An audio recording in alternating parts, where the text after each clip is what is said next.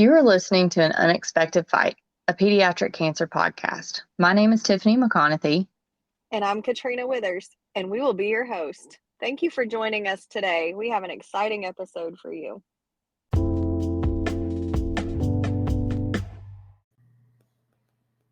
Unfortunately, Katie didn't get to join me for today's episode, but I would like to introduce to you our guest for today, Joel Ojeda. Joel was born in El Paso, Texas, and raised in Southland Park, New Mexico. Joel attended New Mexico State University and graduated in 2001 and started working in ophthalmology surgery. Joel also attended the University of Texas at El Paso and graduated in 2014. He currently works for the Southwest Eye Institute and Vista Surgery Center. He created the nonprofit, The Gold Corner, and also started a YouTube channel under the same name. He uses this platform to speak with parents whose children have been affected by cancer. He created this channel to raise awareness where these little warriors are showcased as they are, heroes. Whether these children were already called home or currently fighting, Joel loves to honor them. Joel is also a member of the worldwide brotherhood, Bearded Villains. He serves as the charity head officer. Bearded Villains is a charity-based worldwide brotherhood. He is also an ordained minister, author, motivational speaker, but his passion is martial arts. Joel works as a referee and judge for a professional and amateur mixed martial arts fights and is licensed with several sanctioning bodies. This is where he got his nickname, the Bearded Ref. He welcomed his daughter Mia into the world on July 17, 2015, but his world turned upside down in September of 2017. Welcome, Joel. I'm so happy you joined me today. Tiffany, I just want to take this opportunity to say thank you so much. It's a real honor and pleasure that you actually reached out to me and that you wanted me to be featured. We spoke, I think, about a year ago, is when you shared a Warrior Noro story with us. And yeah, once again, I just want to say thank you. It's a real honor to be here. So you actually inspired me to start a podcast. I'm sure you didn't know that, but being on your show was one of the first things I did after Nora passed. And I loved to honor her in that way, and I love to honor other children as well. So today we want to share Mia's story. So can you tell me about when and how Mia was diagnosed? How old was she? What led you to take her to the hospital? Yes, of course. Well, first of all, I just wanted to say that I had no idea that I had inspired you, and that means a lot to me. It's flattering, and we're all in this fight together. Like we've talked about it before. We're a family. We're a part of this family that we did not want to be a part of, but we're here. So we have a mission now to be able to carry on with what our children left us to do. So yeah, I'm very flattered that I was able to inspire you with that, Tiffany. But yes, Mia was born July 19th of 2015. And back then, of course, we thought everything was normal. She was able to leave after a day of being in the hospital. We took her home, and she was just, a little spark plug. Ever since she was a little girl, both her mom and I were both martial artists, and she just grew up being very hyper and actually grew up being a little bully. So we would often get reports from the daycare that she pushed the little boy, that she took this little girl's cookies, that she was like that, and we could see it. She had that fighter spirit about her, and it's something that she was going to be needing a little bit later in her short life. So, unfortunately, her mom and I, we didn't work out, and when Mia was a year old, we actually separated, but we co-parented extremely well. We were good friends. And it was when Mia turned 2 years old, 2 months after she had turned 2 years old. So September of 2017, she just started getting belly pain. And it was one of these things that, the mom would ask me, did she have anything to eat? Did she have any fast food? Did she eat late? She's complaining about belly pain at night. And the same when I was with her, she would be complaining about belly pain. And it was just one of these things that it was happening often. We took her to her pediatrician, and just as it's very common on a lot of these children that are diagnosed, the first thing that they tell them is your child is constipated. So we're going to give them some Miralax and see how that's going to work out. So they gave me a Miralax. It didn't help at all. So we waited a couple of days, and we actually ended up taking her to a hospital because we got a call from daycare that day that she was just very tired throughout the entire day. She wasn't. What worried them is that she wasn't bullying other kids. And as funny as that sounds, that's when the people there at the daycare were kind of wondering what was wrong with her. She really didn't want to do anything. She didn't want to get her snack. She didn't want to get up. So they told us, she's complaining about belly pain. We picked her up. We ended up taking her to the hospital. We took her, and it was September 7th of 2017. Like I said, two months after her second birthday. And they did they tried to tell us the same thing initially, that she was constipated, but we're like, no, we know our child. We know that there's something else more that's wrong here. So we practically, begged them to do an x-ray, and they did. And when the results came back, the doctor told us, that there's a little mass that the x-ray is showing.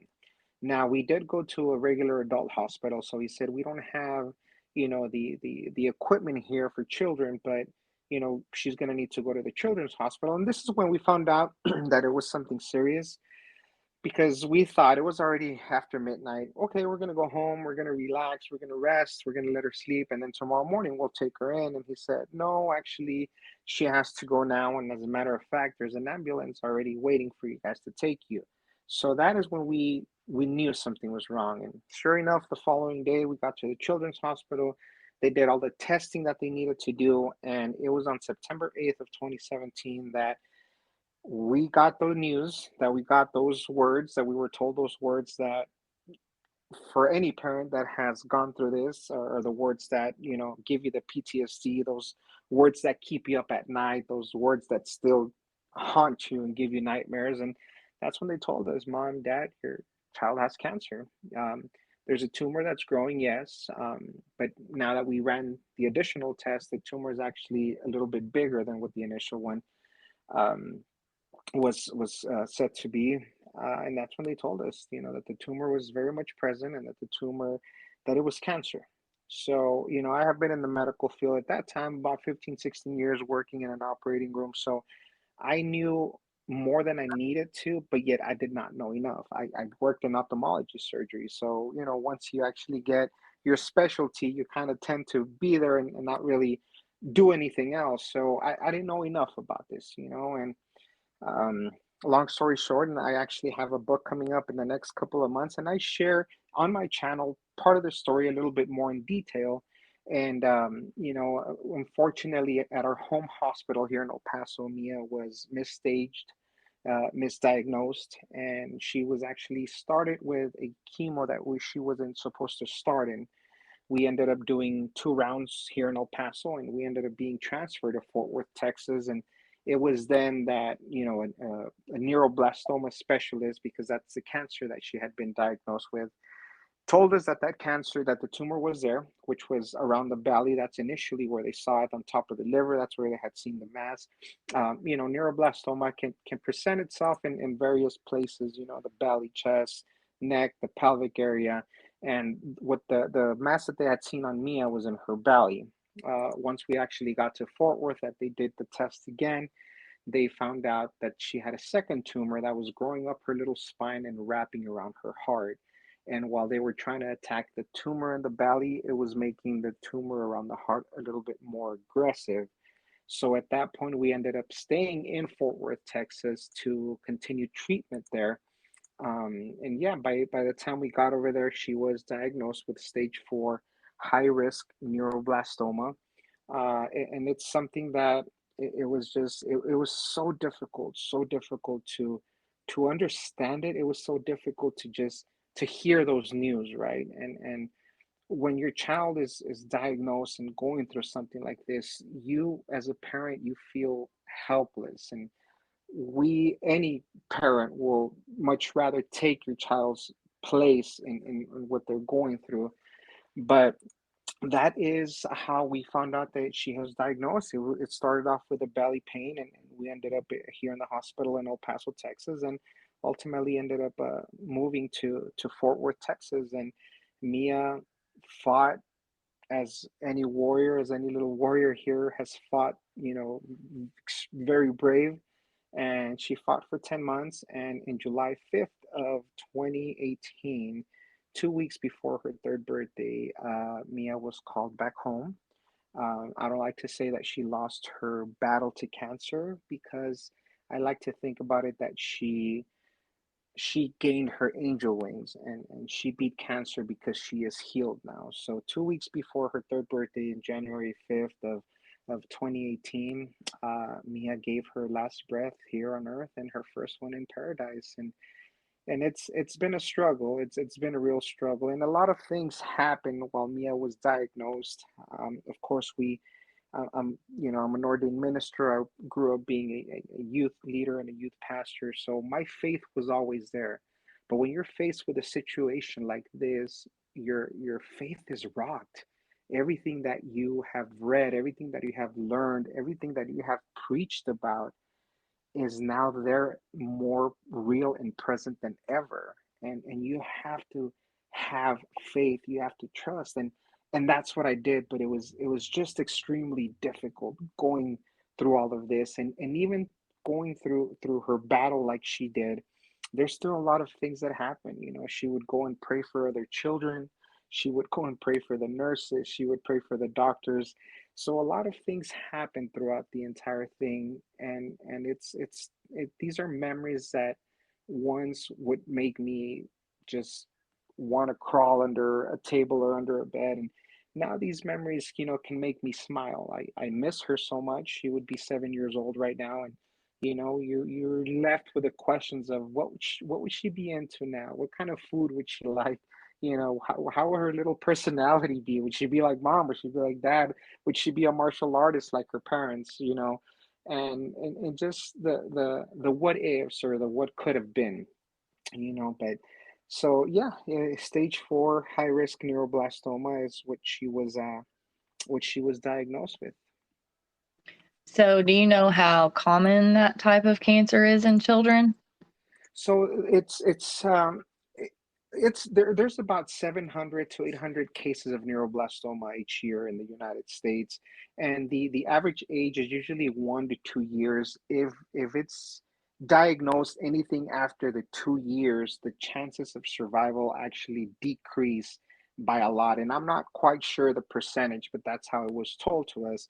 And Mia was actually diagnosed just after her second birthday, so her chances of beating this had significantly come down. But there's an average of about 700 to 800 cases of neuroblastoma a year. And like I said, and what causes it, it could be several things. Some say that it starts as the child is developing, or even as soon as that they're born. But yeah, they're looking at the average age is about 1 or 2 years old. So, I know this isn't one of the more common childhood cancers, I guess. The most common being leukemia and lymphoma, along with brain tumors, are the most common. So, as you learned about the type of cancer Mia had, what did it surprise you about the lack of research and the lack of funding that children get? Well, that is one thing that obviously everything that we have gone through, and any parent that has gone through something like this, we were not cancer parents until we were. So again, cancer to me at this point, even having been in the medical field, cancer was a person that had smoked their entire life and they got cancer later on in their life. But to answer your question, yeah, as I started going into the research, and a very popular theme, obviously, with all of us parents and here in this childhood cancer world, is more than 4%. That we're talking about 4% that the government gives childhood cancer for, for that in itself. $4, 4 pennies out of every dollar. That's what goes into that, and that is why we get to the point, a lot of parents get to the point where the doctors are, we can't do anything anymore. There isn't anything else that we can do, because there's just not enough funding for research and what else can be done. They do give you one or two options, but there should be a lot more options after that. So it really surprised me. And it's one of these things that in my YouTube channel, I speak a lot about. And I go down, I go down a rabbit hole real quick, because it's ridiculous how little we're getting, for childhood cancer. only 4% is what we're getting. So once I started looking into all of that, it really blew my mind, Tiffany. It really did. They're saying it's rare. It's not rare, and they won't know unless they have lived, in a cancer ward like we did, at one point. But yeah, Right. I mean, it's sickening. It's something that is probably the best word that I can describe it. It's just sickening how little funding our children are getting for cancer. So, I know that you have started a nonprofit organization in Mia's honor. We mentioned a little bit about that in your bio, the Gold Corner. Tell me how did you decide that that's what you wanted to start? How did you pick the name? And what do you all do within your organization? Sure, yes. Thank you for asking that. So, the reason I started the Gold Corner is because when we were going through everything, I was looking for on YouTube, I was looking at different, outlets.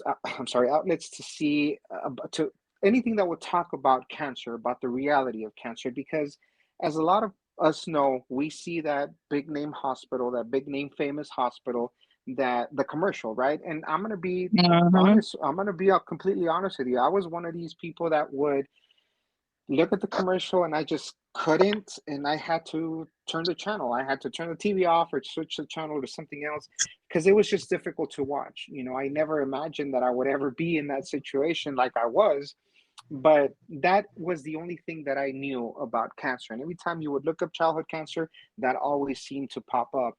And they, of course, they have to do a certain way because it's a commercial, but they don't really show the reality. And I've dug deep into a lot of investigating when it comes to this hospital and some other big hospitals, to where I have even gone threads because I've spoken about it. So I got to be careful what I say.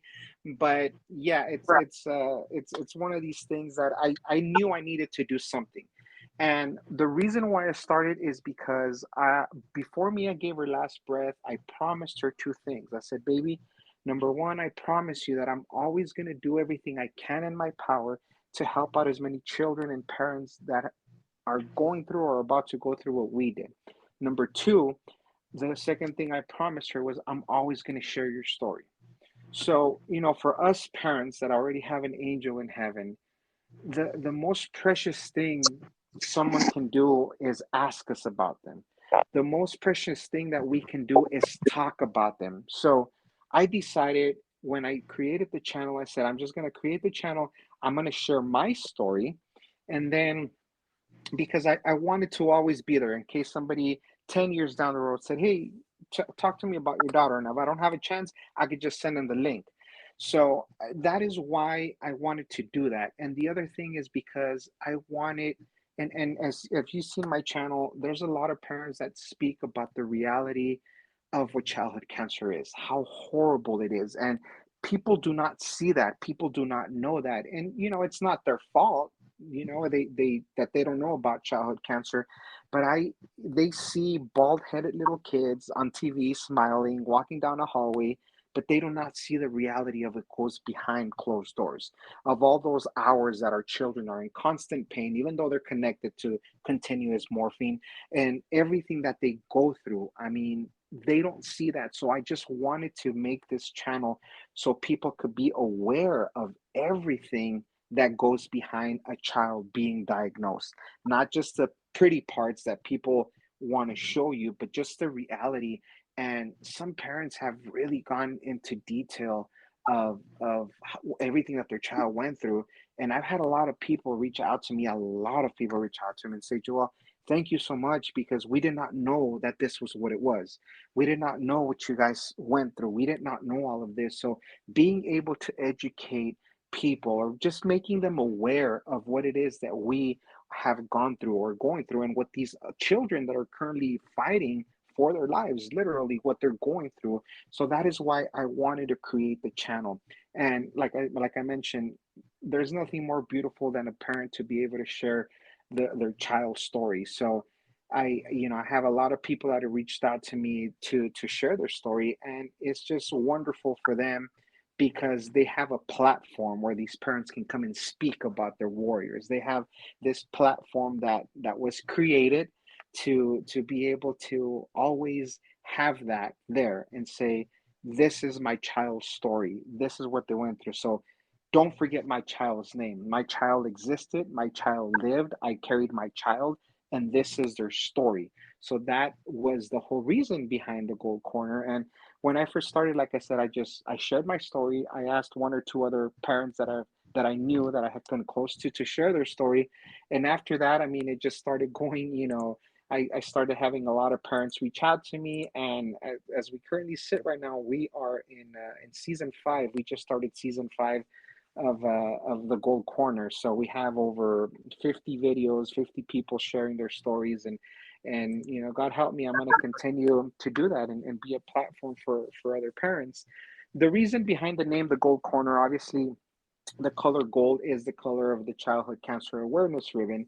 When I was looking at names of what to name the channel, what to name the nonprofit organization, and like you mentioned earlier, I am a mixed martial arts referee. And for those people that know about fighting, or if you don't know about fighting, whenever there's a fight, whether it's boxing or MMA, when the fighters are introduced, it's always a red corner and a blue corner. So you'll hear the announcer say, fighting out of the blue corner, fighting out of the red corner. So when Mia was diagnosed and going through her battle, I had an organization that said, hey, can we dedicate a night to Mia? And we said, yeah, that's fine. So they decided to turn one of those corners into the gold corner because of childhood cancer awareness. So we had fighting out of the blue corner and we had fighting out of the gold corner. So when I decided to create this, I said, you know what, that just seems to be the perfect name, because these children, they're fighting out of this corner. And if you ever notice a fighter, you're going to see them with an entourage, you're going to see with the people behind them. Those are their family, those are their coaches, those are the people that have been with them through day one of fight camp. So that's just fitting, because we are with these children, we are in their corner, we're fighting with them, because this is a fight. It's literally a fight. And I remember when Mia would go into radiation or chemo or anything, I would look at her and I would get her ready like a coach gets a fighter ready. All right, baby, you ready? Let's do this. Let's do this, daddy. And that is how I came about the name the Gold Corner. And with the galas that we've done, we've had professional fighters, retired fighters be the keynote speakers. In my YouTube channel, the guy that does the intro to my stories is Bruce Buffer, who is the announcer for the UFC. So this whole Gold Corner, from the nonprofit organization to the YouTube channel, it's all about fighting. It's all about being in their corner. It's all about, you're not alone. We're here with you. We have your back. We're in your corner, and we're fighting alongside with you. And before I created the nonprofit, before we officially created the 501c3, out of my money, I was doing is I was buying these children what I call the warrior packs. It would be a backpack, and it would have toys and coloring books, crayons, and all of that. But it would also have a little gown and boxing gloves. And I would do that because I wanted them to fully feel like a fighter that they are, the warriors that they are. So whenever they would go into any treatment or anything that they needed done, they would gown up and put on their gloves like they were going into the fight. And I started doing that with my own money, from working and doing all that. I ended up going back to the Ronald McDonald House in Fort Worth, where we lived for, almost all the 10 months that Mia was fighting. And I was doing all that until somebody said, hey, why don't you start a nonprofit? You'll be able to get some grants, you'll be able to get donations. And we created the Gold Corner, the nonprofit organizations. And the one thing that we do with our organization, and I know a lot of them, they go into research and all that. Our organization does not do anything for research, does not do anything with that. What we want to focus on is for the families to be together as much as possible, for them to be able to spend time together, because let's be realistic, when they are diagnosed, time is very, very special. And time is one of these things that you're never going to get back. So what we try and do is we try and have the parents, not focus so much on working or paying bills.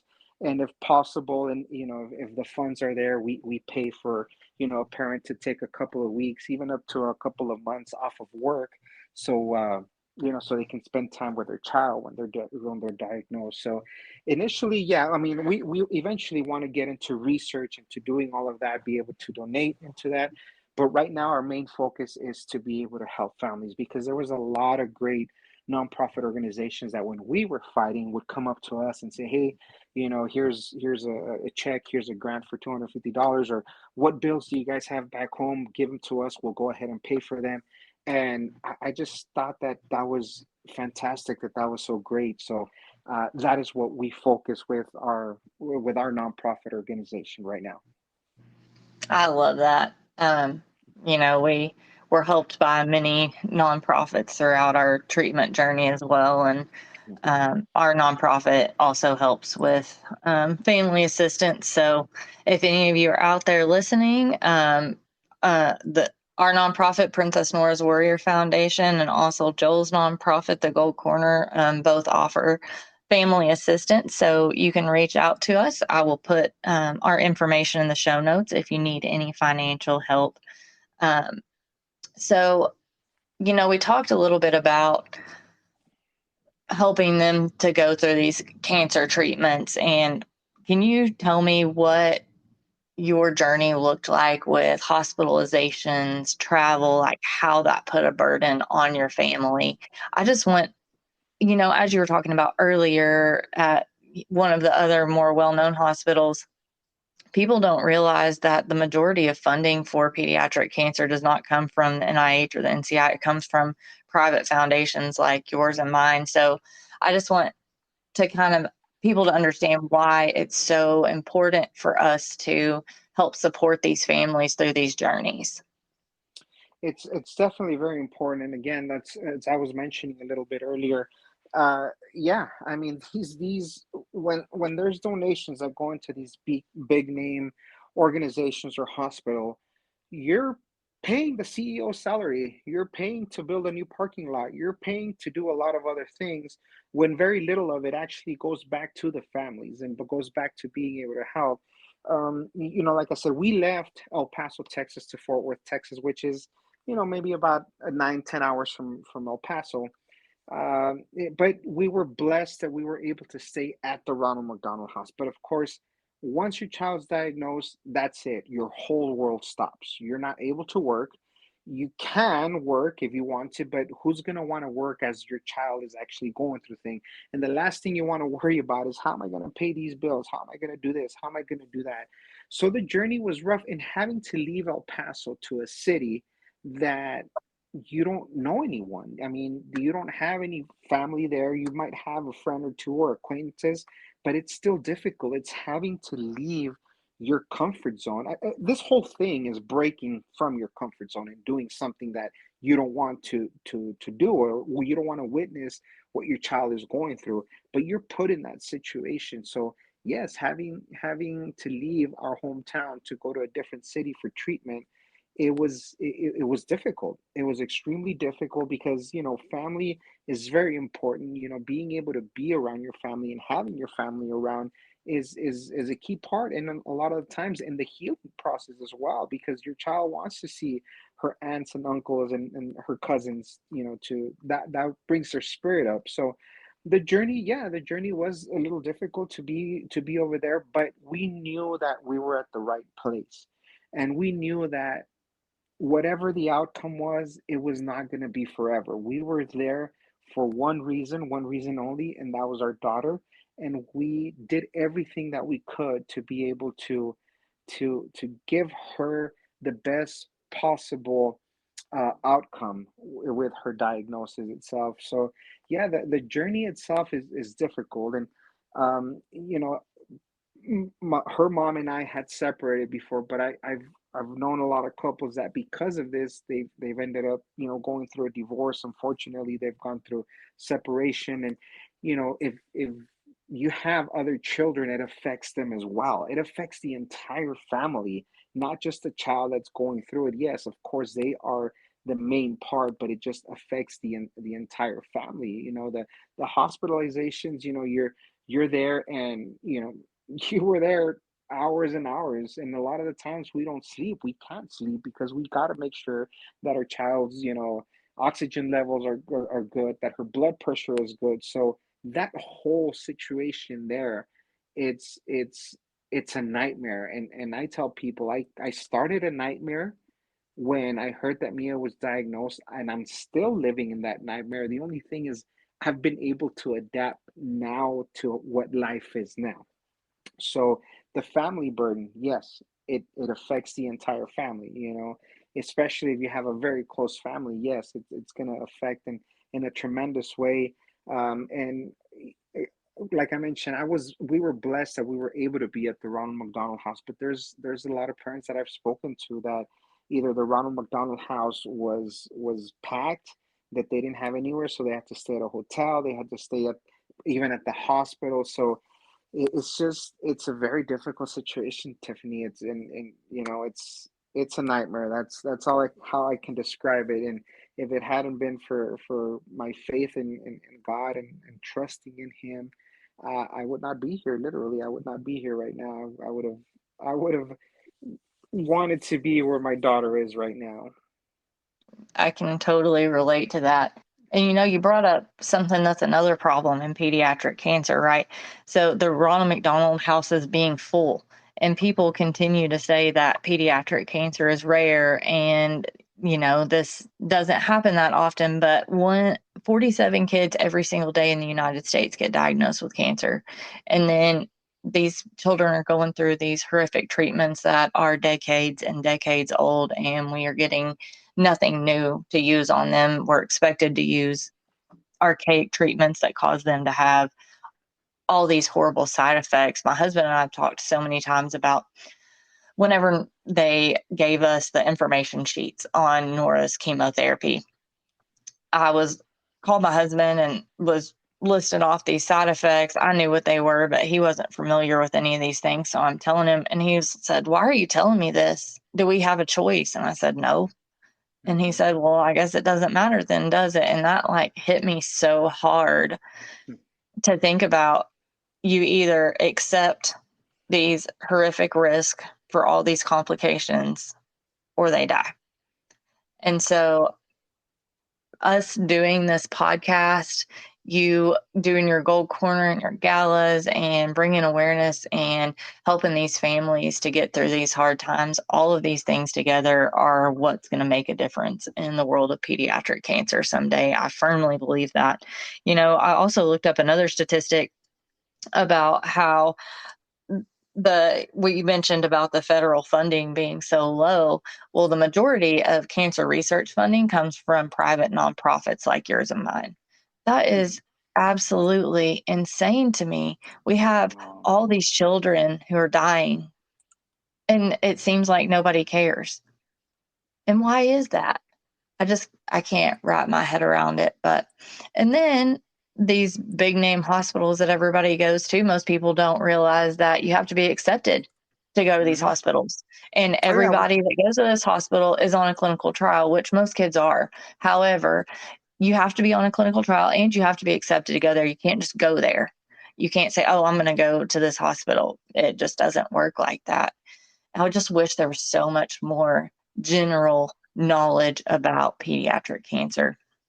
So I don't know really why I'm rambling on about that, but No, no, it's, I mean, and yeah, I mean, I can ramble on for hours too.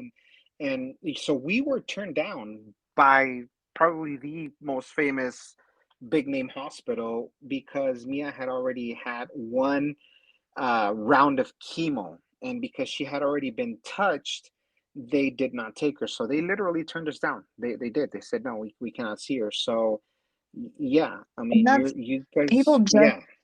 don't realize that, and they think, "Oh, I'm helping, this organization or that organization."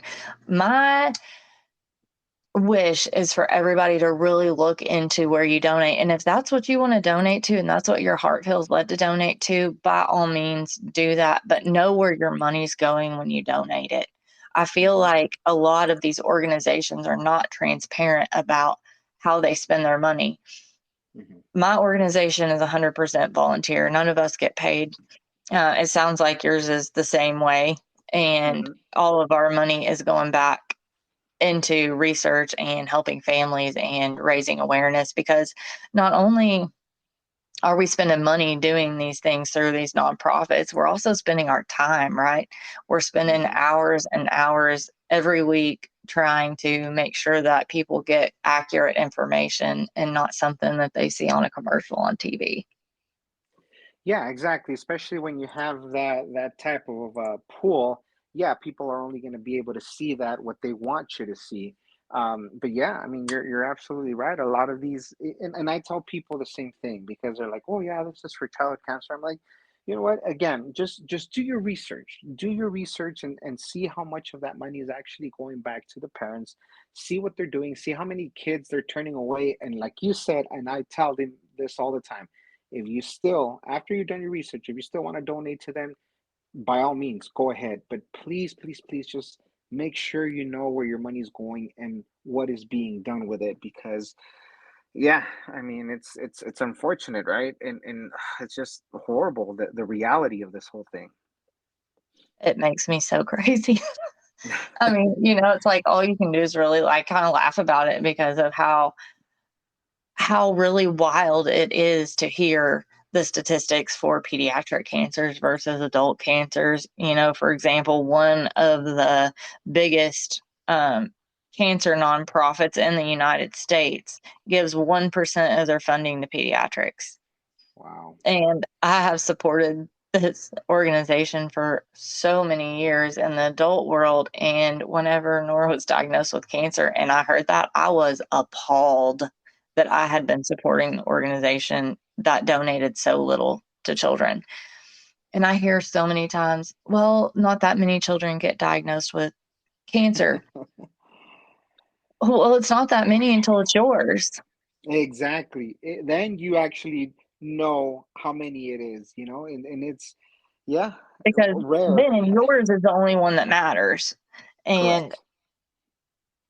people in the pharma world, like they say, well, there's not enough of a population base, right? We can't get thousands of children to test for these tumor types because there's not thousands available. Well, make the numbers smaller, make these numbers more reasonable for how many kids are diagnosed a year, because it's still not fair that they don't get to be in clinical trials because you don't have 1,000 children. Well, do it with 100. Maybe we should change the policy in the trials to match more children so we can get more funding, because those are all the excuses I hear about why they don't fund pediatric cancer research. And it's just honestly just excuses. I mean, it's ridiculous, honestly. And like you said, it's not until it's your child, then you want to do something about it. Like you, it's like you're not a cancer parent until you are. And Hmm. then your life is forever changed into the before and after. You remember that second that you were told your child has cancer. Hmm. It's like this bad dream that never goes away. But I do love your heart, and I love that you have honored so many children with your platform. And I'm just so thankful you took the time today to talk with me and share Mia's story. I wish I would have gotten to meet Mia. She sounds like my kind of girl. She really, yeah, she was really a spark, like I'm telling you. She's a little bully. I love it. I love it. Okay, one last thing. If you could say one thing to educate the public, what would that be? Well, there could be several things, but one thing that we just touched upon right now, and I can say it again, is it's not rare. It's not rare. Childhood cancer, the way they make it seem, the way the government makes it seem, no, it's not rare. And again, we were not, and I'll mention it again, you touched on it right now, we were not cancer parents until we were told. So, you could say, yeah, well, it didn't affect my child. It hasn't affected my children. My children were fine. Well, September 5th of 2017, Mia was fine. And September 7th, she was diagnosed. So it's not rare. And it's one thing that unfortunately it's going to continue to happen. And one thing that you said, Tiffany, and I really like, and I really believe wholeheartedly in my heart what you said right now, that this generation of cancer parents and cancer advocates are going to make a difference one way or another. We're going to make noise. We're making noise now, but this generation of advocates is really going to do something, and I believe it in my heart. God put it in my heart, and I know it's going to happen. So one thing that I can tell parents is that it's not rare. That always be aware that it can happen to anyone. No one's exempt from this. No child is. So just be aware. And if you know somebody, if you know a parent that has gone through them, just pray for them. Just, reach out to them, let them know that you are there for them. Don't One of the things that really would upset me initially, and now I just kind of blow it off now, is don't use your cliches when a parent is going through something. Don't use your God needed her more than you. She's in a better place. You know, God gives his biggest battles to the toughest soldiers. Just don't. If you know a parent that is going through something like that, just a hug, just a I'm here for you, just an I love you, just a can I get you lunch, anything like that would really be helpful. And the other thing that I want to let people know is that we're all fighting a battle. And one of the things that I always mention on my channel is we're all broken in a certain way. It might not be that you lost a child, it might not be anything like that, but we're all broken. And a thing that's very important, and one thing that I tell people is that we're broken, but we're broken together. And being broken together helps us to be able to be there for each other, to be able to try and understand. And you might not comprehend what somebody else is going through, but just know that you are broken together, and that God is still good, that no matter what has happened. And I know a lot of people have different opinions when it comes to this, but I can tell you that there were so many times that I just felt that I didn't want to be here anymore. And if it wasn't for God, first of all, and for my passion to be able to share me a story and have a platform for other children, and I've said it in numerous occasions and different times, and when I go speak, and I mean it from the bottom of my heart, even if it costs me my life, even if it costs me my life, I'm going to make a difference for childhood cancer. I just, that's my passion now. That is a promise that I made to my daughter, and that's a promise that I'm making to all these kids, all these children that are currently battling, because we're in here together, and we're a family. We're part of this family that we did not want to be a part of, but we're here. Yeah, I echo every single thing that you said just now. I agree with all of it. I'm also a firm believer that God carried me through many of the days where I couldn't stand on my own. And I'm so thankful for that. One of my friends, last week, we were talking about grief and our grief journey, and she made a comment that I don't remember exactly how she put it, but she said that she didn't like to say that she lost her child, which I've said many times that, we've lost Nora, she went Hmm. to heaven. And she said, we didn't lose them. We know exactly where they are. And I thought, what a beautiful sentiment that is, even though it's, whenever we say we lost them, obviously we're not talking about we physically lost something, but I just love that thought of we didn't actually lose them, that we do know where they are, and someday we will get to see them again. Exactly, and yeah, I mean, perfectly said. And yeah, it's just one of these things, like you said, you mentioned, it's quick to say, yeah, I lost my child, you know, but and one thing that also is that when I share my story is when Mia was going through her journey, I prayed for a miracle, and I prayed for healing, and God answered those prayers. God answered them. The miracle Yes. happened, the healing happened. It didn't happen the way that I wanted it to, but it happened because my child is healed. Nora is healed. They are in a perfect place. And another thing, and I'm sorry, I'm just gonna take a couple of seconds here. Yeah, so one of the things that that grief is gonna be different for everybody. You're not gonna grieve the same as somebody else. So it's okay to allow yourself to have all these feelings. It's okay to be mad, to be happy, to be sad, to cry. And a lot of these things can happen all within a matter of minutes. But what you need to know is that it's okay to be okay. It's okay to be able to have these feelings and express these feelings. And when people tell me, well, your child wouldn't want to see you this way, and you're going to make your child sad because you keep crying. One thing is, our children are healed and they're in a perfect place. And as bad as it sounds, they're really not going to care if we're sad down here. If we're sad, we're going to be hurting ourselves. If we're mad, we're doing this to ourselves. Yes, they would want for us to be happy, but they're waiting for us in a happy place. So we got to do everything that we can, and it's okay. I'm grieving. It's been 5 years for me, and I'm just now breaking out of my shell of me being okay with doing things for myself, with my self care. But yeah, grief is going to be different for everybody. No one should tell you how to grieve. And if you have a child that has already gone back home and is in heaven, just know that we will see them again. And the next time that we see them, it's going to be forever. I love that. I love that. Well, thank you so much, Joel, for being with us today. And would you like to tell everybody how to find you on social media or how to find your YouTube channel? Yes, of course. So on our on our website is thegoldcorner.org, just like that, thegoldcorner.org. If you go to YouTube, just type in the Gold Corner, you're going to see our channel pop up.